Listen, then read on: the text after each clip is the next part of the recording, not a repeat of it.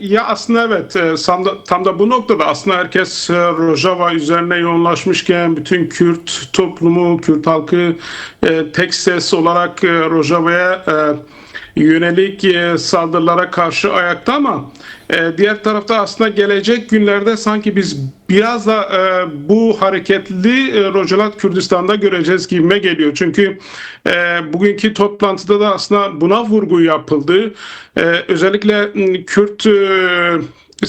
Kürt partileri, 7 tane Kürt partinin oluşturduğu bir informasyon merkezi, yani kendi aralarında bilgi paylaşımı noktasında bir merkez kurulmuş. Bu tabi diasporada kurulan bir merkez değil. Bu Kürdistan'da kurulmuş bir merkez.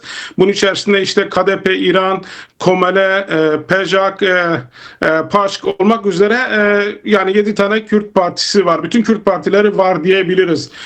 Bunun uzantısı olarak diasporada temsilcileri bugün bir araya geldi. Sadece parti temsilcileri değil, aslında birçok kurum temsilcileri vardı. İşte Aziz Mamli, Veli Abbas, Abbas Veli olmak üzere birçok yazar, siyasetçi, akademisyen de bulundu toplantıda.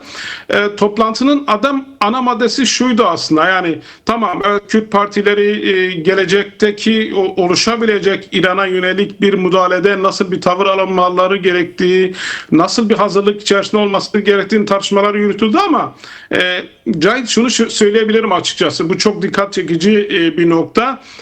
Bütün parti temsilcileri ve akademisyenler toplantıda söz alırken şundan çok emin olarak konuşuyorlardı. Evet, yani İran rejimi yıkılacak, kesin gözüyle bakılıyor ve bundan sonra ne olacağı noktasında biz ne yapabiliriz? Yani dikkat çekici nokta şu: daha önce bu noktada bir söylem gelişirken çok keskin bir dille konuşulmuyordu. Yani rejim yıkılacak mı, yıkılmayacak mı, rejimin dönüştürmesi, muhalefet söz konusuydu, ama ilk defa herkes tek ses olarak şu noktada birleşiyordu. Evet, rejim yıkılacak kesinlikle. Yani artık önümüzdeki dönemde rejimle diyalog olunması gerekiyor mu, olunmaması gerekiyor mu noktasında o tartışma yoktu. Rejim yıkılacak, Kürtler ne yapacak?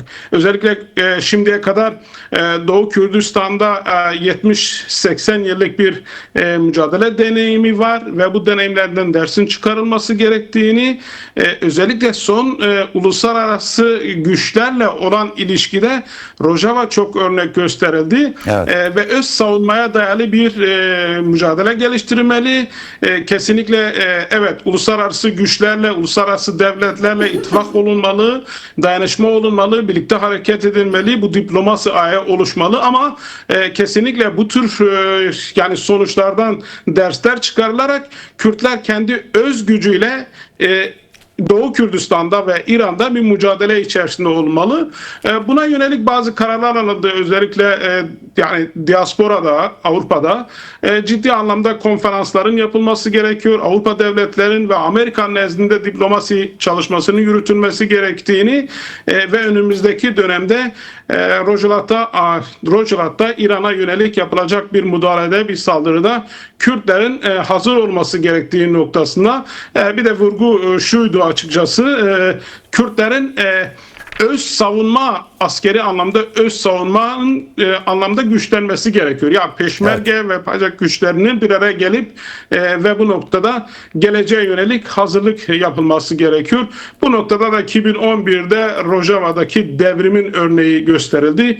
Kürtlerin en örgütlü halk olduğunu ve bu başarının altında yatan nedenlerinin bu örgütlükten geldiğini, bunu Rojava'ya da bunu Rojava'da da uygulaması gerektiği noktasında vurgular vardı. Evet. Sorunuz yoksa bir şey daha bir şey daha söyle, bitirelim. Evet. Evet, yarın da vurgu yapmak lazım. Yarın da aynı saatte, aynı merkezde bu sefer bütün Kürdistan'ın 4 parçasında bütün partilerin katılabileceği, parti ve kurum temsilcilerinin katılabileceği Rojava için bir toplantı olacak. Bu toplantıda da aslında ayağı olarak evet, halk ayakta, sahada bir mücadele var, bir direniş söz konusu. Avrupa'da diplomasi nezdinde ne yapılabilir tartışmalar olacak, bir toplantı olacak. Bunu belirtmek istiyorum.